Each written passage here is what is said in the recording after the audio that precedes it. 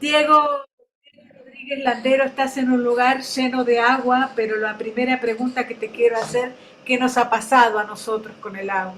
¿Y qué nos va a pasar en en el futuro no tan lejano, digamos, ¿no? Pues es una pregunta muy interesante. Quizás yo no sea la mejor persona para responderla, eh, pero, pero como muchas personas, pues he podido vislumbrar. eh, eh, el uso del agua es el que, es el que está llevando una especie de crisis, ¿no? No una carencia. Yo creo que todo se juega en el campo de los conceptos y de los nombres. Al hecho de nombrar carestía del agua, en realidad son malos usos, ¿no? Entonces, yo creo que los malos usos son los que nos están llevando a un punto de colapso civilizatorio que se está viendo en todos lados. En mi caso, mi observatorio particular ha sido México y en especial la cuenca de México, ¿no? Pero yo creo que estamos llegando a puntos irreversibles de una crisis. Es muy interesante lo que dices, no es la carencia, sino el mecanismo por medio del cual se usa.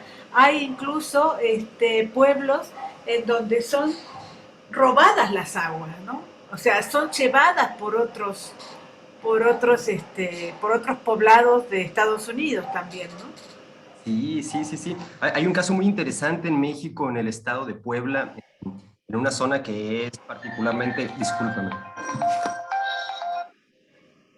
es una zona muy importante de recarga de acuíferos, que es en la parte de los volcanes de la Sierra Nevada del Valle de México. Eh, y ahí la compañía Bonafont es la que se ha apoderado de los manantiales y ellos tienen una frase que me parece muy potente, ¿no? No es sequía, es saqueo. Lo sintetiza perfectamente. Una de las características de tu libro es que es una verdadera crónica del agua, y a mí me resulta sumamente grata esta crónica en el sentido, primero, que analiza un tema que es absolutamente perentorio, un tema que tenemos que estar hablando todo el día del agua, y por el otro que refleja la gran calidad de los cronistas mexicanos. Vos sabés que estoy un poco obsesionada con ese tema porque últimamente se han dado muchos buenos cronistas de afuera, ¿no? Que Leila Guerriero, que Martín Caparrós, que que el otro, y no se ha visto exactamente la gran calidad de los cronistas mexicanos. ¿Qué piensas tú con respecto a este libro, Drenajes, que acaba de sacar Almadía y que me alegra muchísimo que lo haya sacado? Muchas gracias, Mónica. Efectivamente, yo creo que México es un país de cronistas. Hace poco tuve el privilegio de ser jurado de un premio muy importante, el Premio Bellas Artes de Crónica Literaria Carlos Montemayor, que, ojo, es una figura imprescindible de este tipo de género, ¿no? De la crónica, el testimonio. Y la Imprescindible, riqueza perdón, imprescindible y sin reemplazo. es sin Es reemplazo. tremendo eso, pero no hay todavía alguien que lo pueda reemplazar en todo lo que ha hecho por el sur, ¿no? De México. Claro, y pues como creo que en todos los países latinoamericanos en particular, la realidad a veces nos sobrepasa, ¿no? Sin embargo, pues hay una disposición de la gente que escribe crónica de salir y enfrentarse a la realidad que creo que urge en nuestro ejercicio literario, ¿no? ¿A ti por qué te interesó el agua? Pues mira, quizás tiene que ver con unos factores autobiográficos, ¿no? Yo provengo de Mazatlán, Sinaloa, un lugar que tiene mar, entonces mi convivencia con el agua fue Claro. vital desde que yo era muy niño. Pero yo me fui a estudiar letras a la Facultad de Filosofía y Letras cuando tenía 18 años y el cambio de paisaje fue para mí Claro. abrumador. O sea, de un lugar en el que todo el tiempo yo estaba comiendo con el agua a un lugar en el que de pronto yo dejé el agua y lo tomé como un hecho natural y lógico, ¿no? Hasta que poco a poco me fui dando cuenta de la historia tan obvia y tan trágica en el sentido de que se da por sentado de que la Ciudad de México es un lugar sin agua y sin embargo pues está sentado en la región de la Náhuac, que significa tierra de agua. Había 5 lagos enormes y eso me pareció como despertar a un hecho que no me había dado cuenta y que me parecía que era necesario indagar, ¿no? O sea, como la capacidad de poder ser afectado por ese cambio ecológico tan tremendo y que te das cuenta que es una historia que se puede contar, que tiene protagonistas, que ha tenido víctimas, desde luego.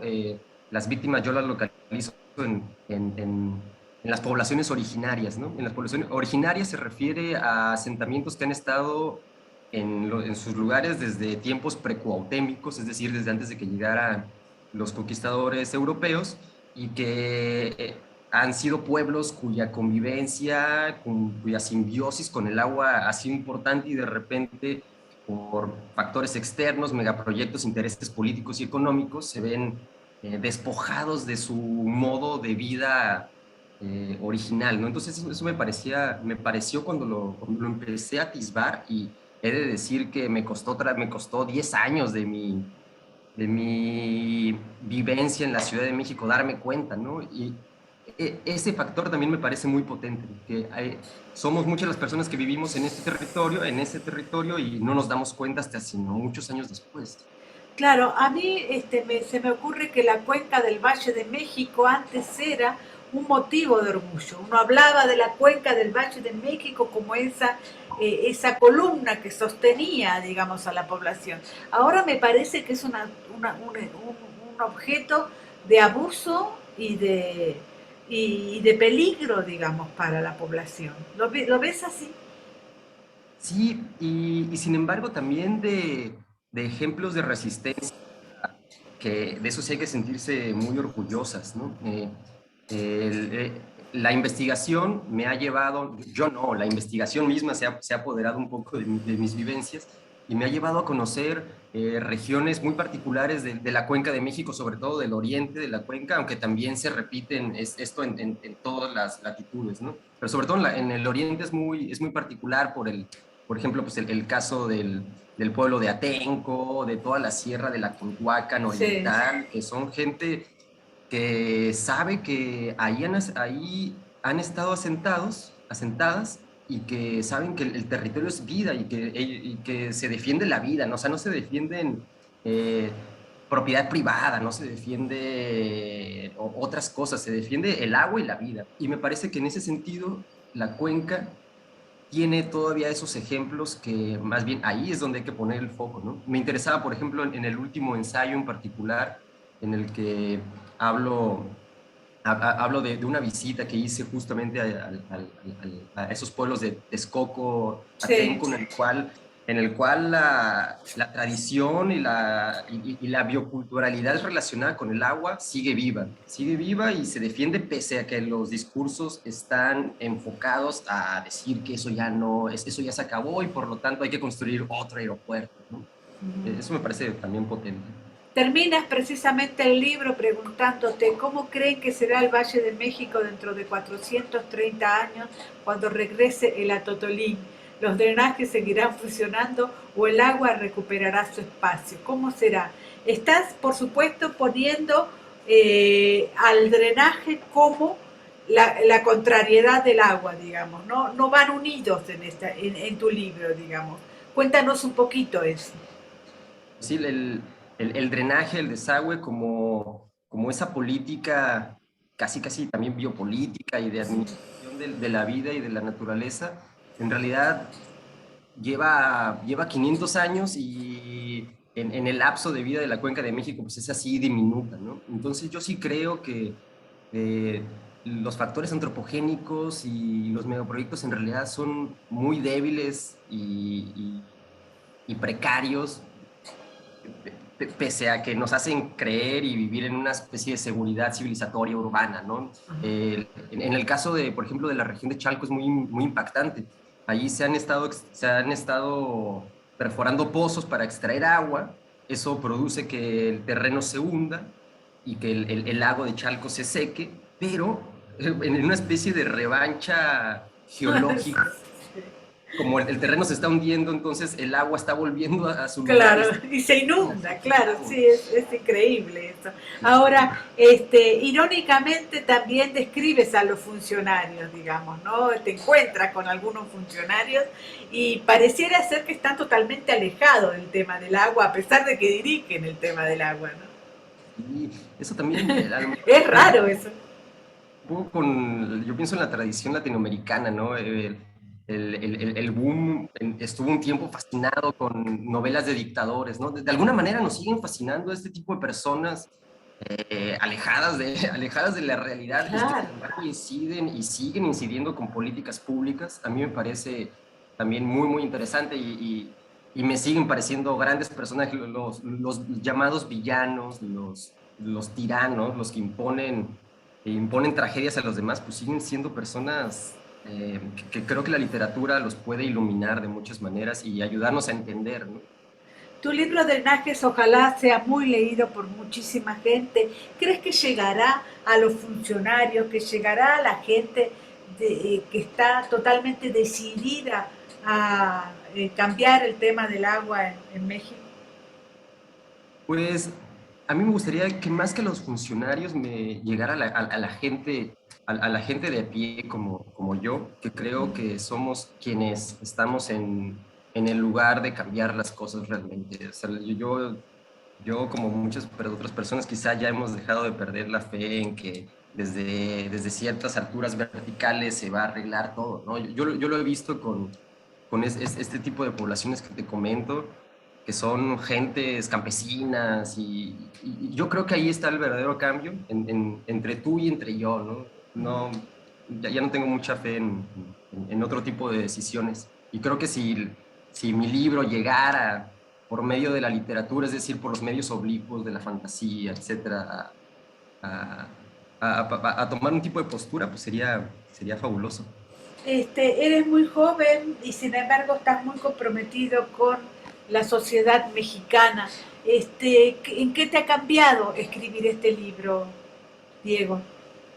Wow. Muchas gracias, Mónica. Pues lo que empezó siendo como una investigación literaria y muy personal y muy libresca, yo diría. Yo empecé ahí como por una mención muy rara y muy pequeña de Juan Ruiz de Alarcón, el llamado primer escritor mexicano, novohispano. La investigación se me fue transformando y pude, por conexiones de amistades, que para mí la mayor magia que tiene la literatura, ¿no? Alguien escribe algo en su página en blanco y de repente llega alguien que te invita a otro lugar. Entonces, por medio de eso, a mí me ha permitido ir a lugares, descubrir que, por ejemplo, en la cuenca de Texcoco todavía hay cuerpos de agua, que hay personas que se dedican a cuidarlas. Para mí esa fue la mayor recompensa de esta investigación, que por cierto empezó con un libro previo, ¿no? Con la versión novelada, o no diría versión, más bien con otro producto literario que terminó en una novela y que continuó en Drenajes. Este drenaje, por otro lado, hablas de Juan Ruiz de Alarcón y me parece a mí que se enmarca en esa tradición fundada por tantos cronistas, de Jorge Ibargüengoitia a Salvador Nova, muchísima gente que está por detrás tuyo. ¿Crees que va a resarcirse un poco la tradición de la crónica mexicana? Hay un cronista muy bueno que se llama Vicente Alfonso, con el que estamos hablando precisamente de esto. ¿Qué piensas tú? Wow, pues yo creo que ahí el- la banda cronista ha estado haciendo su labor y arriesgando el pellejo, ¿no? Yo no me consideraría en esa tradición tan aguerrida que por supuesto respeto muchísimo y que ojalá siga y ojalá sus derechos y su vida se respeten. Pero pues eso, yo considero sin embargo que también mi libro es un poco más ensayístico que cronístico, Sí, pero aún es cierto también, pero bueno, entre las dos cosas me parece a mí que apunta a un tema que es para nosotros fundamental en estos tiempos, ¿no? sí, así es, Mónica. Bueno, te deseo muchísima suerte y muchas gracias por la entrevista. Igualmente a ti, te mando un abrazo y ojalá algún día nos encontremos, nos No conocemos sé, en persona. gracias. Luego, Mónica.